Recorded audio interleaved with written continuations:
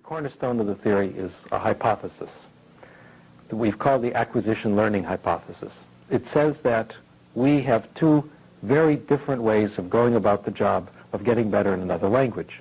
You can acquire language, you can learn language, and they're very different. Acquisition I've described as a subconscious process.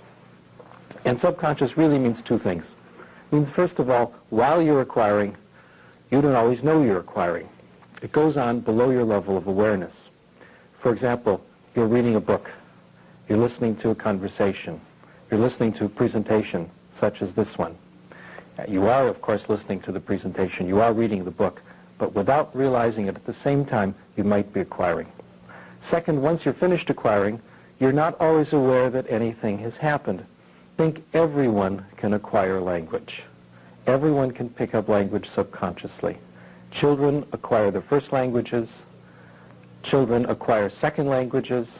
Adults acquire language. The ability to subconsciously pick up language does not disappear when you enter school. It does not disappear when you become a teenager.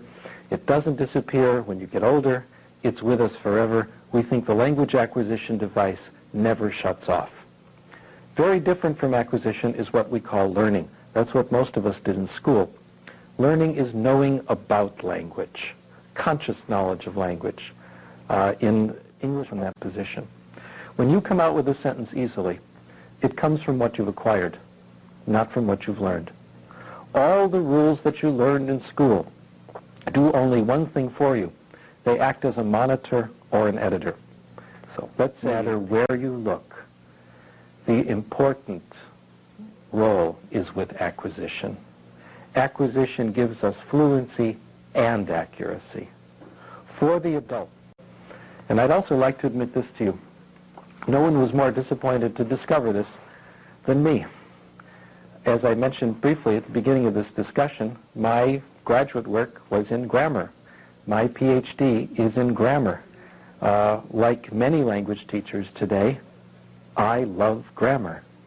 My life used to revolve around grammar. My best friends are grammarians. I love to discuss relative clauses.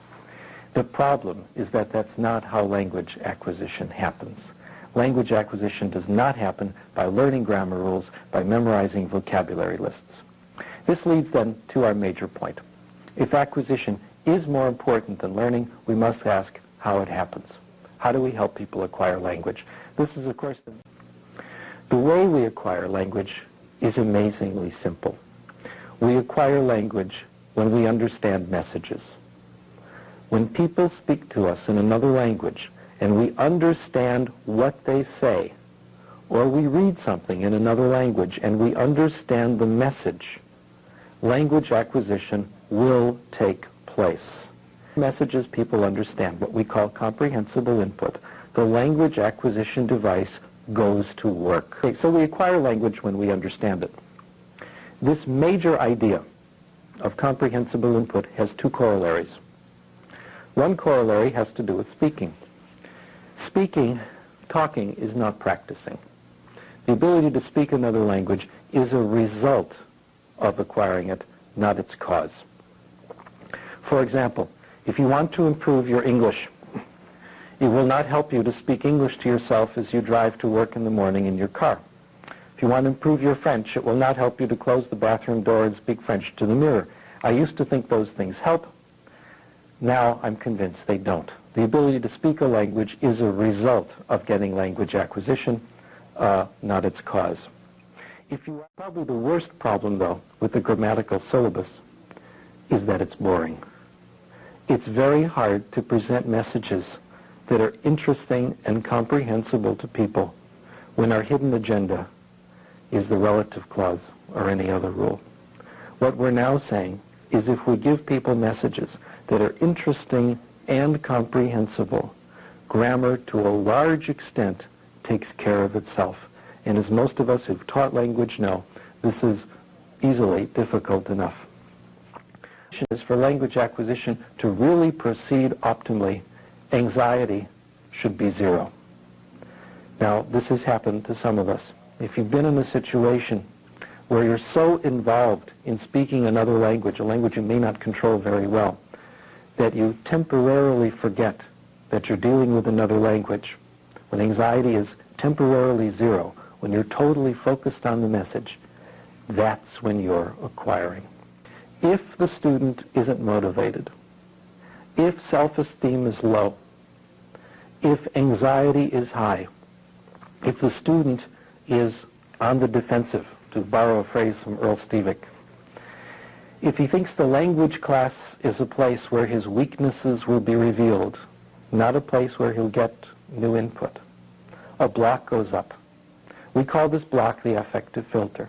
When the filter is up, the student may understand the input, but the input won't reach those parts of the brain that do language acquisition.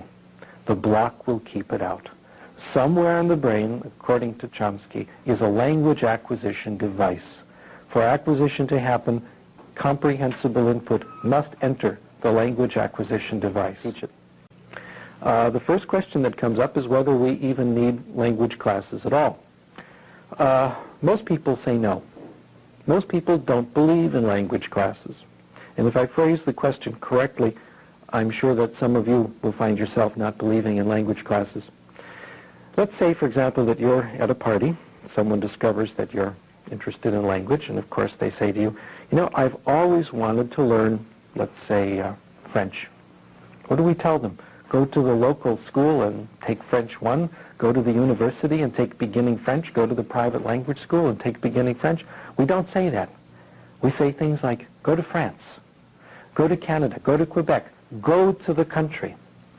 It seems reasonable, but it's bad advice. What would happen if I went to Mexico, which is 2.5 hours away, to try to learn to speak Spanish? I wouldn't understand anything.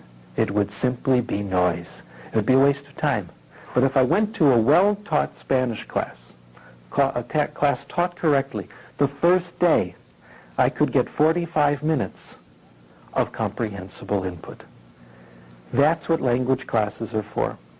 Language classes are designed to give you the comprehensible input that the outside world can only give you with great difficulty. I'll make mistakes. The goal of the language class, of the beginning language class, is not to make you perfect. The goal of the language class is to make you an intermediate, so you can then get more comprehensible input from the outside world. Now, our world is more valuable. Acquisition will come faster on the